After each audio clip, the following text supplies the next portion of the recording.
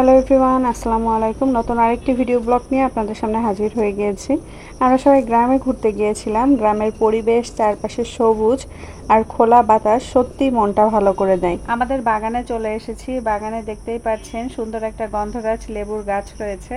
গাছটি আমার বড় ফুপি লাগিয়েছিলেন। আলহামদুলিল্লাহ পুরো গাছ জুড়ে অনেক বেশি পরিমাণে ফল এসেছে। গাছটা কিন্তু অনেক বেশি বড়ও না, মাঝারি সাইজের, কিন্তু গাছ হিসেবে ফল এসেছে অনেক বেশি। ফলের ভারে গাছটা প্রায় নুয়ে পড়েছে। দেখে আর লোভ সামলাতে পারলাম না, তাই ভাবলাম বাসার জন্য কয়েকটা লেবু পেড়ে নিয়ে যাই। নিজের হাতে গাছ থেকে টাটকা লেবু পাড়ার আনন্দই আলাদা। দেখুন কি সুন্দর বড় বড় লেবু, একেবারে টাটকা। গন্ধরাজ লেবুর সবচেয়ে বড় বৈশিষ্ট্য হলো এর অসাধারণ সুগন্ধ। হাতে নিলেই সুন্দর একটা ঘ্রাণ পাওয়া যায়, যা সত্যিই মন ভরিয়ে দেয়। বাসায় নিয়ে গিয়ে এই লেবু দিয়ে শরবত বানালে স্বাদ যেমন দারুণ হয়, তেমনি পুরো শরবতটাই সুন্দর সুগন্ধে ভরে যায়। গরমের দিনে এক গ্লাস ঠান্ডা গন্ধরাজ লেবুর শরবত শরীর ও মন দুইটাই সতেজ করে দেয়।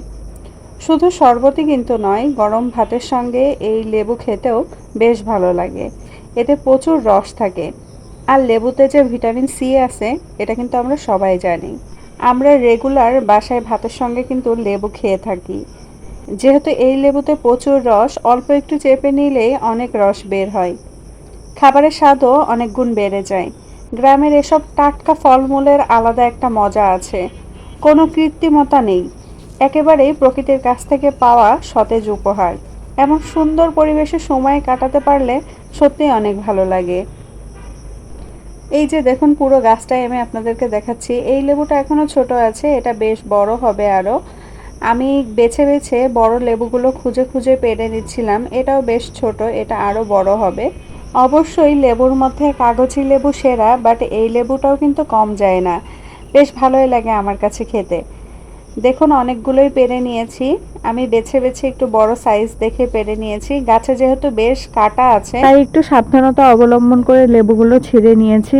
এই লেবুগুলো সাধারণ লেবুর তুলনায় আকারে বড় হয় এবং এর খোসা বেশ মোটা হয়ে থাকে। লেবুতে প্রচুর পরিমাণে অ্যান্টিঅক্সিডেন্ট রয়েছে, যা রোগ প্রতিরোধ ক্ষমতা বাড়াতে সহায়ক।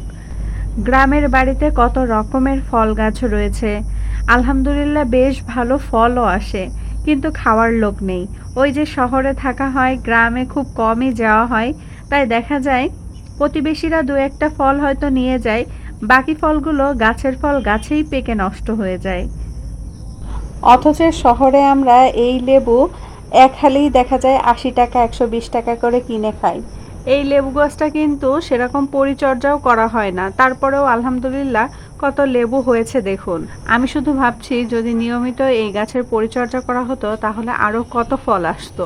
এই ছিল আজকের ভিডিও ব্লগ। গন্ধরাজ লেবু কারা কারা খেয়েছেন, কাদের বাসায় এই গাছ আছে, কমেন্ট করে কিন্তু অবশ্যই জানাবেন। দেখা হবে নেক্সট ভিডিও ব্লগে নতুন কোনো টপিক নিয়ে। সে পর্যন্ত আপনারা সবাই ভালো থাকুন, সুস্থ থাকুন। আসসালামু আলাইকুম, আল্লাহ হাফেজ।